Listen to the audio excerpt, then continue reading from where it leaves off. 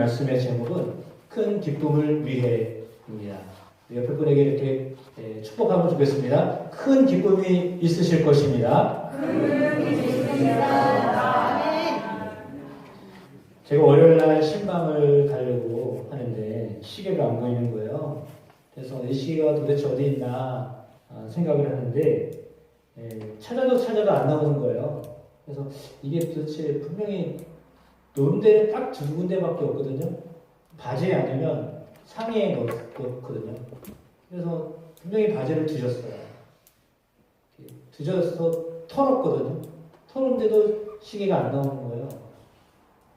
그래서 상의에다 놨나? 다른 데다 놨나? 계속 찾았죠. 찾았는데 나중에 옷을 갈아입으려고 바지를 입었는데 거기에 있더라고요. 그러니까 털긴 털었는데 잘 넣어놔가지고 이게 안 떨어진 거예요. 그래서 만졌을 때도 없었는데 입어보니까 그 안에 있더라고요. 만약에 제가 시계가 사실 비싼 건 아닌데 그냥 있으면 편하니까 사서 사고 있는 거예요. 만약에 이게 귀하지 않으면 저는 안 찾아요. 잃어버렸나 보다. 이렇죠. 그러나 귀하기 때문에 그것을 찾는 겁니다. 귀하지 않으면 안 찾습니다. 그렇죠? 여러분에게 정말 귀한 것을 찾아서 기쁨이 있게 되기를 축복합니다. 그 시계가 이거예요. 비싼 것도 아니거든요. 근데 이게 있으니까 너무 좋은 거예요. 여러분, 잃어버린 사람은 반드시 찾게 되어 있습니다. 아버지에게 있어서 오늘 성경을 보니까 두 아들이 있었다라고 했습니다. 첫째 아들, 큰 아들은요, 늘 아버지 곁에 있었습니다. 그런데 둘째 아들은 아버지 곁을 떠나고 싶어 했습니다. 아버지가 볼 때 아무리 장성한 아들이라도 아버지에게는 아들은 철부지 같아요. 믿음이 안 가요. 미안하지만 믿음이 안 가요. 잘해보겠다고 하지만 과연 잘할까? 그런 마음이 들어요. 어린아이 같은 마음이 들잖아요. 그게 부모의 마음입니다. 뭘 한다고 하면 늘 불안합니다. 믿어야 되는데요. 좀 불안한 것도 있어요. 진짜 잘할까? 그런데 아들이 집을 떠나서 살아보겠다고 하면 여러분 어떻게 할 거예요? 야, 네가 그렇게 컸냐? 이렇게 볼 수도 있지만 한편으로는 네가? 이런 마음이 들기도 합니다. 그러면 아마도 저 같으면 그럴 것 같아요. 너 뭐가 부족한데? 뭐 더 해줄 게 있어서 그래? 이렇게 설득하겠죠? 그러면 아들은 이렇게 이야기해요. 아니 그게 아니라 내가 언제까지 아버지 그늘 밑에 있어야 돼요? 나 독립하고 싶다고요? 왜? 너 집 나가면 고생인데? 내가 너 뭐 몰라서 그러는데? 그러면 아들이 얘기하죠. 나 성인이에요. 나 다 컸어요. 내가 알아서 잘할 수 있어요. 나 믿어줘요. 이렇게 하고서 나가고 싶어하는 거죠. 아들이 아버지를 향하여서 집을 떠나겠다, 나 독립하겠다 라고 말할 때 아마도 쉽게 허락하지는 않았을 것 같아요. 그러나 너무 나가고 싶어 하니까 나가게 합니다. 오늘 본문의 경우에는 아버지에게 유산을 달라고 했습니다. 말도 안 되는 요청이죠. 아버지가 돌아가셔야 유산을 받는 건데 아버지가 살아계심에도 불구하고 유산을 달라고 했습니다. 너무 달라고 그러니까 할 수 없어서 재산을 분할해서 주었습니다. 그러나 아버지 마음은 너무 불편하죠. 사실은 슬픕니다. 불안합니다. 왜냐하면 그 아들을 너무 잘 알기 때문에 그거 주면 어떻게 될 걸 알기 때문에요. 망할 걸 알기 때문에 그걸 안 줘요. 주고 싶지 않았어요. 근데 달라고 그랬어요. 저도 상당히 어려서 개구장이었다고 합니다. 믿으실지 모르지만 상당히 제가 아마도 5살 때 예전에는 그 애들 자전거 산발이 자전거라고 그러나요? 세발 자전거. 그것도 잘 몰라요. 세발 자전거를 탔는데 그 자전거를 타고서 어디까지 갈 수 있을 것 같아요? 제가 그거를 타고서요. 버스 정류장 4개, 5개를 지나서 어디 뭐죠? 남북 종합시장 거기까지 내려간 거예요. 그래가지고 거기서 애가 울고 있다고 해가지고 발견해가지고 찾아왔대요. 근데 사실 저는 하나도 기억이 안 나요. 나중에 얘기를 들어서 알았어요. 그래가지고 잘못을 했어도 때로는 그걸 기억을 못하는구나. 그런 마음이 들었어요. 저를 닮아서 그런지 저희 큰애도 서울에서 제가 목회하고 있을 때 그때 아마 3살 전이었을 거예요. 그 옆에 있는 부목사님 아들하고 둘이 나가가지고 안 들어왔대요. 3살 전에 애들이 나갔는데 제 기억으로 정확한 기억인지 모르겠는데 PC방을 갔는데 애들이 거기서 뭐 돈이 있었겠어요? 뭐가 있었겠어요? 구경만 했을 거 아니에요. 그러다가 그냥 이렇게 주저앉았는데 저희 옆에는 옆집 부목사님 애는 좀 똘똘해가지고 이렇게 온 것 같은데 큰애는 그냥 거기 있었나 봐요. 그래가지고 애가 없어졌으니까 얼마나 찾았겠어요. 저는 뭐 사역하느냐고 그 사실 자체를 몰랐으니까요. 그래서 찾았는데 뭐 어떻게 우여곡절 끝에 뭐 파출소에서 신고도 하고 뭐 이렇게 해가지고 애를 찾아온 모양입니다. 아이를 잃어버렸을 때의 마음은요, 이를 말할 수가 없습니다. 어디 있는지 알면은 걱정이 안 되는데 어디 있는지 눈에 안 보이니까 그것처럼 걱정되는 일이 없어요. 그러니까 말씀드린 것처럼 있어도 괜찮고 없어도 괜찮다라고 하면 그 마음이 어떤 것입니까? 그러니까 없어도 괜찮다라고 하면 마음이 들면 잃어버린 것에 대한 관심을 갖지 않게 됩니다. 그래서 오늘 예수님이 말씀을 하시는데 잃어버린 것에 대한 말씀을 하십니다. 여러분 잃어버린 것, 제일 잃어버린 것, 제일 마음에 안 드는 게 뭐예요? 돈이잖아요. 돈을 날렸어. 아니면 돈을 잊어버렸어. 그게 제일 여러분 마음에 상하는 부분이죠. 저희 어머니를 보니까 그렇더라고요. 저희 어머니 눈물로 기도 많이 하셨는데 누군가에게 돈을 어떻게 이렇게 해줬을 때 아니면 돈이 잘못됐을 때 그때도 그렇게 우시더라고요. 그래서 이게 여자들은 돈에 약하구나. 그걸 제가 알았어요. 뭐 남자도 그렇겠지만 이 살림을 해야 되기 때문에 아주 밀접한 거잖아요. 그래서 그때 그걸 제가 알았거든요. 근데도 그렇습니다. 그래서 근데 성경에 보니까 한 드라크마에 대한 동전 하나예요. 동전 하나를 잃어버렸는데 밤새 빗자루질 해가지고 동전 하나를 찾았다라는 게 성경에 나와 있어요. 또 하나는 100마리 양 가운데 99마리는 우리 안에 있는데 한 마리를 잃어버려가지고 그 한 마리를 찾으려고 99마리의 양을 우리 안에 놔두고 한 마리 찾으려고 헤매는 거예요. 그리고 마침내는 한 마리를 찾아왔다. 재산이잖아요. 그건 양은 뭐예요? 재산이에요. 사람들에게 귀하게 여기는 것이 돈 아니면 재산이에요. 이거 잃어버리면 난리 납니다. 다 잃어버린 것 같아요. 그런 마음으로 살아요. 그래서 그건 반드시 회복해야 된다라고 하는 마음을 갖고 정말 이를 악물고 돈을 다시 찾으려고 하고 그래서 재산을 다시려고 하는 것이 사람의 마음이에요. 그렇게 하려고 해요. 근데 그것보다 더 중요한 것이 있습니다. 그거는요, 사랑입니다. 돈도 재산도 때로는 잃어버릴 수도 있고 날릴 수도 있지만 사람은 죽으면 끝이잖아요. 사람은 사라지면 끝이에요. 그러니까 살아있을 때 찾아야 되는 거예요. 그 사람이 어떤 사람이든지. 사람은 자체로 귀중한 존재. 그가 어떻게 살고 있든지 좀 심한 말로 개망난이를 치더라도 마음에 안 들어도 사람이에요. 사람은 똑같아.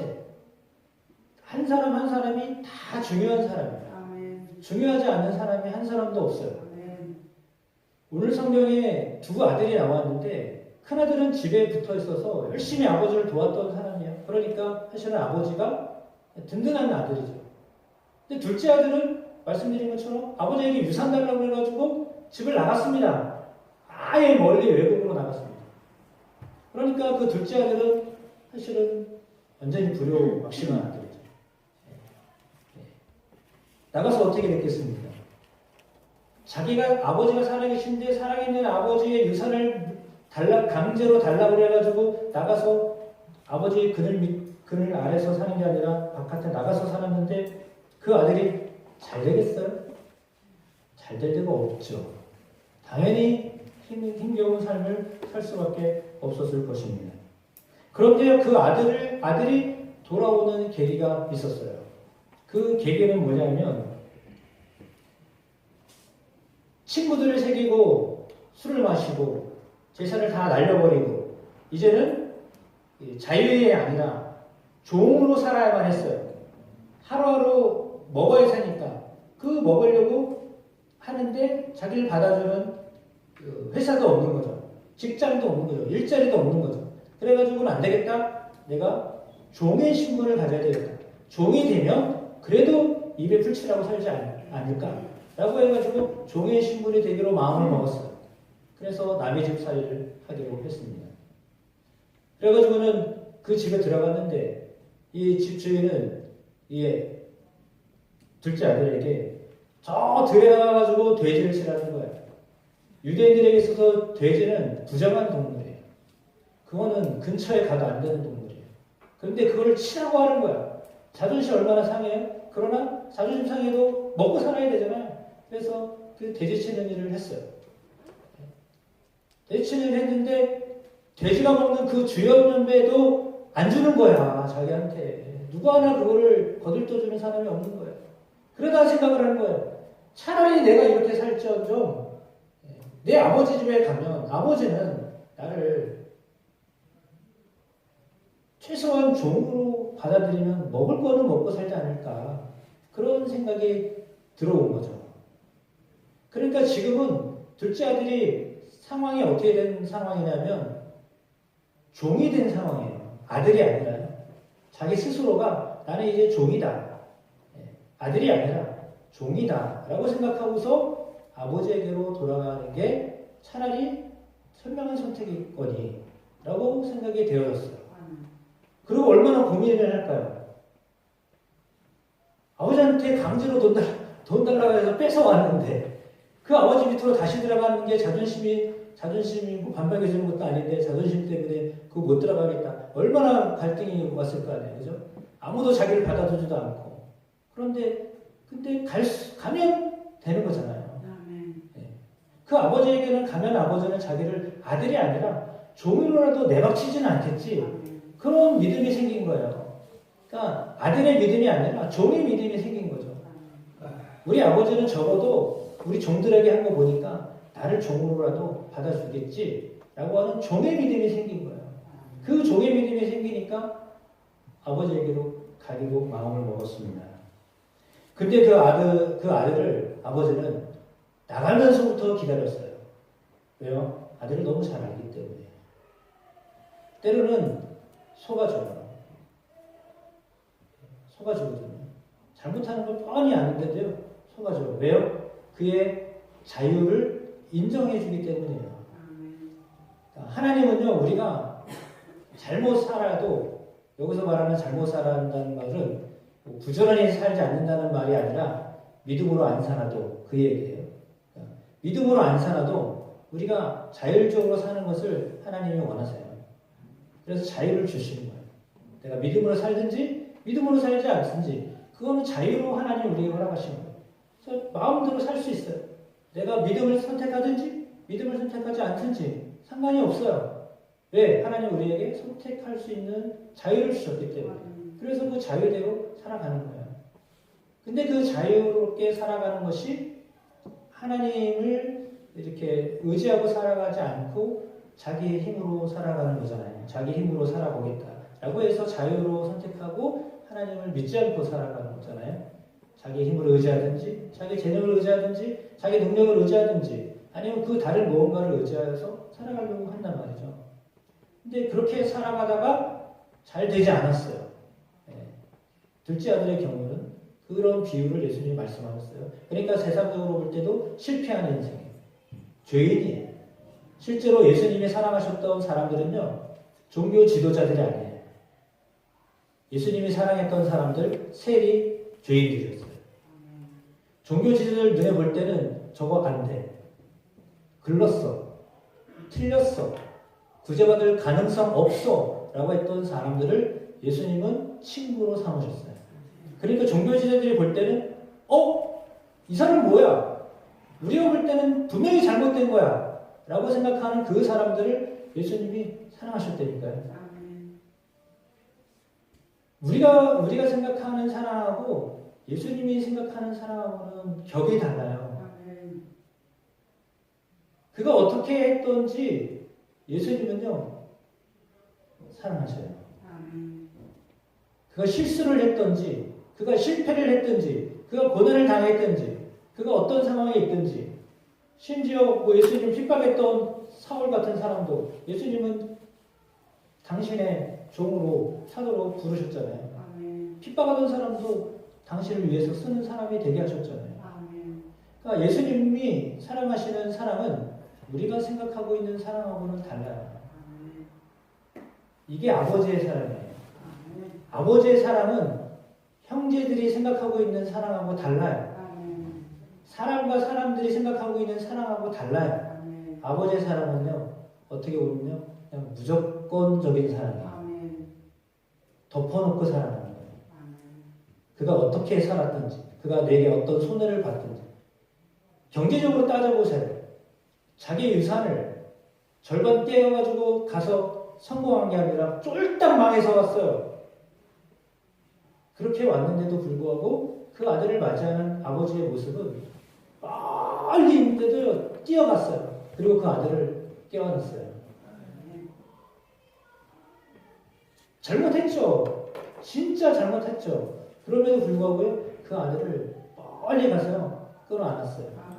왜냐하면 사람들이 그 사람을 보고 분명히 손가락질할 거예요. 저 후레자식 같은 놈, 저 불어박심한 놈, 아버지가 살아있는데도 유산 가져가서 다 마가라 먹은 놈, 이렇게 얼마나 지적질을 할 거 아니에요. 근데 그 지탄을 아버지가 다 막은 거예요. 아무 소리 못하게 아버지가 그 아들을 끌어안고 그런 소리 하지 말아라. 내 아들이다. 종이 아니라 둘째는 자기 신분을 뭐라고 생각했어요? 종이라고 생각하고 온 거예요. 근데 아버지는 너 종 아니야. 내가 아들로 다시 받아들여. 너는 내 아들이야. 이렇게 맞이하십니다. 그게 아버지예요. 근데 큰아들을 보세요. 큰아들은요, 그렇게 아버지가 작은 아들 완전히 망해가지고 왔는데, 잔치를 베풀어요. 신을 신겨요. 금 가락지를 껴줘요. 그러니까 큰아들이 마음에 안 들었어요. 아니, 자기는 맨날 같이 열심히 아버지를 도왔는데도 불구하고, 정말 염소새끼 한 마리 안 잡아줬는데, 이 둘째 아들 완전히 망해가지고, 쫄딱 망해가지고 왔는데, 어떻게 보면 가문의 그 먹칠하는 놈인데, 이 아들이 돌아온 걸 보고서 그냥 그렇게 기쁨으로 맞이하고 잔치하고 사람들 불러가지고 잔치를 해요. 이해가 안 되는 거예요. 이해가 안 되죠. 인간의 도리로는 그게 이해가 안 되죠. 어떻게 그렇게 해요? 혼쭐을 내야죠. 이번에 나중에 다리 몽둥이 부러뜨리는 한이 있더라도 사람 맞들어야죠. 근데 그렇게 하지 아니하는 아버지가 이해가 안 되는 거예요. 큰아들은요, 그게 이해가 안 되는 거예요. 그래서 아버지를 향한 불평을 해요. 오늘 성경에 나와 있는 사람은 세 사람이에요. 그러면 사실은 저나 여러분은 저는 제가 저를 볼 때 저는 아버지는 아닌 것 같아요. 저를 볼 때 저는 그렇게 마음이 넓은 사람도 아니고요.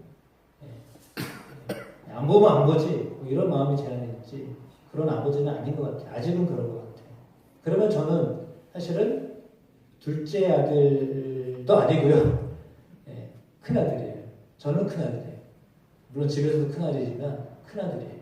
왜냐하면 제 안에는요, 불평이 많거든요. 제 안에는 불평이 많아요. 그래서 제가 큰아들이에요. 저는 큰아들 같아요. 왜냐하면 관심이 없거든요. 둘째가 막 나가도 관심이 없거든요. 사람에게 관심이 없어요. 난 내 할 일 내가 하면 돼. 저놈이 어떻게 살든지 관심 없어. 그게 제 안에 있어요. 이거 영적으로 말하는 거예요, 제가. 나는 신앙생활 하면 돼. 네가 어떻게 되든지. 그게 큰아들의 마음이에요. 자기 피부치잖아요. 자기 형제잖아요. 형제가 나가서 다시 돌아왔으면 어떻게 해야 돼요? 아무리 잘못했어도 형제인데 그 형제가 잘못해서 돌아오면 그 아들을, 그 형제를 어떻게 해야 돼요? 그냥 받아줘야 될 거 아니에요. 너 얼마나 고생했냐. 이렇게 해야 되는데 자기는 자기 입장만 생각하는 거예요. 동생 입장은 하나도 생각 안 해요. 그가 어떻게 망해서 왔는지, 어떤 지금 마음의 상태로 왔는지 전혀 생각을 안 하고 자기만 생각하는 거죠. 나는 아빠지게 열심히 아버지를 위해서 일했는데 저는 완전히 망해서 왔는데 왜 저에게 저렇게 잔치를 베풀고 기뻐해야 됐냐. 그게 큰 아들의 마음이에요. 그게 저의 마음이에요. 영혼에 대한 관심도 없고 누군가를 사랑하려고 하는 마음도 없고 그게 제 마음에 있어요. 근데 저는 제가 어떻게 보면 제가 큰 아들이에요.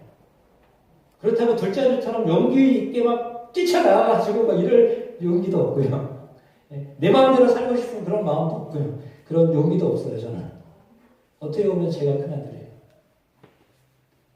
근데 그 큰아들의 모습을 보면서 진짜 저의 모습을 봤어요. 그래서 정말 회개할 자가 누구냐? 둘째 아들은 회개하고 돌아온 거잖아요. 근데 큰아들은 회개하려고 하지 않아요.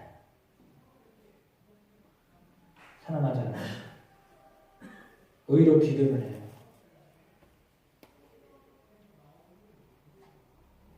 사실은 오늘 큰아들이, 첫째 아들이 종교 지도자들을 얘기하는 거예요. 바리새인들.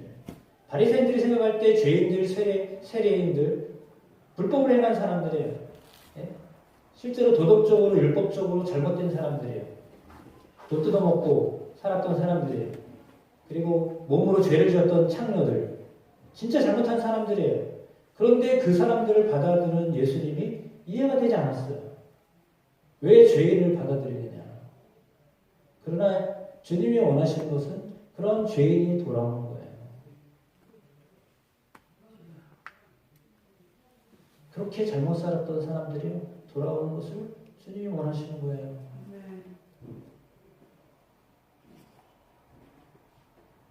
우리는 누구를 가까이 하려고 하나요?